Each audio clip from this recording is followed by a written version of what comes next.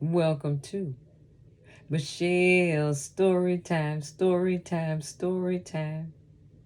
Michelle's Story Time, Story Time, Story Time. I am Michelle, and welcome to Michelle's Story Time. Today I will read Ways to Make Sunshine, only Chapter 4, New Beginnings. This new house is not new at all. The front yard has not that green grass, like no one ever took care of it, and the screen door creaks every time it's opened. The not so soft carpet is tan and bland, like food with no seasoning. The bedrooms are tiny and everything looks like someone used it before. When Mom shows me my bedroom, she says, "See, something good came out of moving." She smiles, but I don't. I just go into my room, sit on my bed, and look out the window. There's a tree in the yard next door that is leaning over toward our house. The branches are reaching out, scratching my window. This new house is not new at all. Everything is on one floor, no stairs to climb like at our old home. Ray and I like to slide down the stairs, bumping up and down like we're sledding a snowy hill. Going up, we'd see how many steps we could skip at a time. He always won because his legs are longer than mine. But here there's only a narrow hallway with a ceiling light that doesn't shine bright. This new house is not new at all. The kitchen is too small for us to eat as a family. It is not even big enough to fit my sous chef table, the one Mom bought me so I could help to cook alongside her in the kitchen. It's just a small plastic table tall enough for me to stand at without having to reach too high. Mom says I'll make a good chef one day because I am always experimenting and thinking up unique concoctions. I didn't know what concoctions meant, so Mom made me look it up in the dictionary, and I figured out that what she was saying is I'm good at mixing and inventing and putting foods together that may not normally go together, but turn out so yummy and delicious and sometimes our favorite. I am not old enough to cook by myself yet, but Mom lets me help her. When I was younger, I had a pretend kitchen set right next to our kitchen, and I played along as Mom made real dinner. Mom would act with me, make believing that she was tasting my concoctions. As soon as I was old enough, she replaced the fake kitchen set with the small table so I could help with measuring and cutting. Ray never helps in the kitchen, and when I used to play cook, he never pretended to eat my concoctions.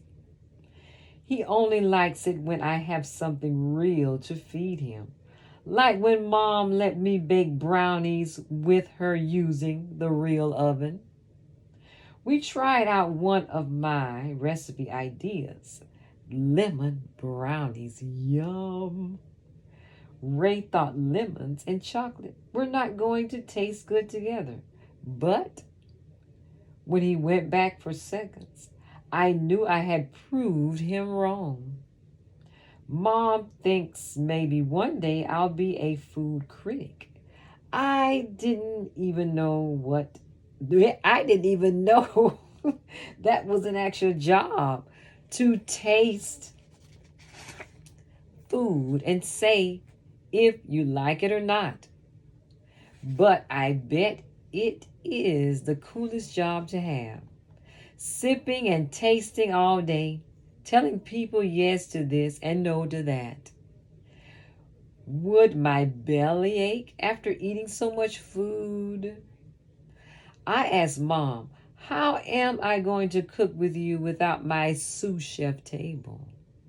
Well, we'll have to find another way. She walks out of the kitchen and heads down the dark, long hallway. I look around the house and see the chairs that are for the dining room table. I take one and set it at the kitchen counter right next to the stove. I get on the chair sitting on my knees. The chair wobbles, and I realize that this is not as comfortable as standing. I carry the chair back to the dining room and keep looking. Ryan, you need to help unpack. You can't just stand around, Dad says. He is carrying empty boxes into the dining room. Please get the broom out of the closet and sweep the kitchen. We've been busy all day getting the house set up and unpacking. Everything has to be perfect because soon Grandma and her best friend, Mr. Simmons, will be coming over for Easter dinner. Aunt Rose and Uncle David, too. We always have family dinners at our house, but that was because our house was the biggest. Even with moving, Mom insisted that we keep the tradition. I guess there are some things she doesn't want to let go of either. I open the closet and take out the broom.